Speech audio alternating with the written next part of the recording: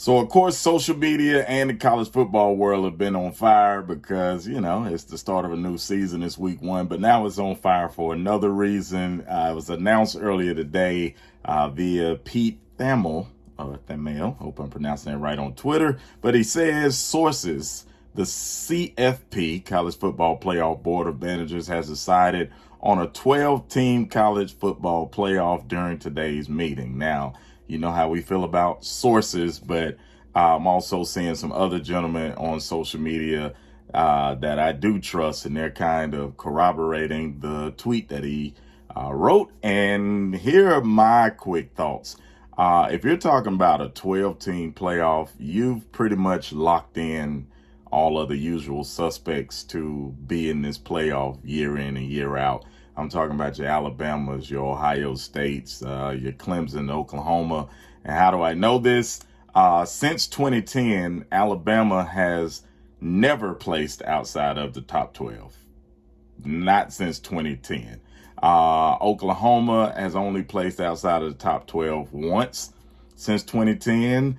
Clemson once, and Oklahoma twice. So that really raises, the bar for them to get in is maybe 1, maybe 2 lost teams getting into the playoff. And you got to wonder, what does this mean for independents or non-Power 5 schools? Now, there's going to be a lot going on with this.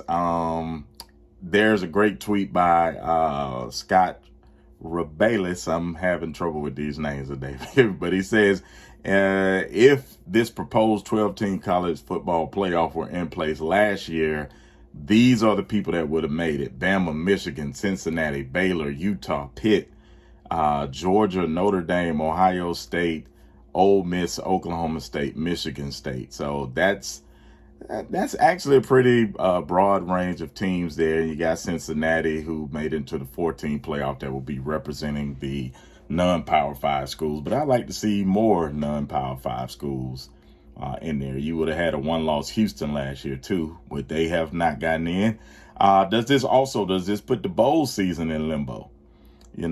Are people just going to be focused on these 12 and not want to watch the Cheez-It Bowl anymore, or is it just more football the better? I think the people will definitely decide that by their viewership. Do you shorten the season? That's a big question. With 12 teams getting in, you're talking about 3, maybe 4 rounds?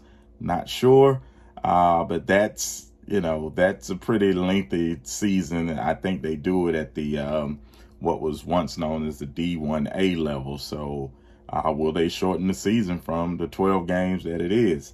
I also do think that there's going to be a lot more crying by these schools, ADs, and conferences. Like, who's getting the bye? Is it our conference champion? Is it this? Is it that? So Listen, I know the guys that make the decisions about college football, especially in the SEC. For the most part, they know what they're doing. But this one, I'm just not sure about. I love to see more of their plans clearly defined and given out to us, the public. Because right now, from what I'm seeing, is a lot of people in panic mode. But y'all have been in panic mode before, and you usually calm down. But what are your thoughts? Let me know in the comments. Write me on Twitter at FunnyMaine. It's a big deal, but college football is back.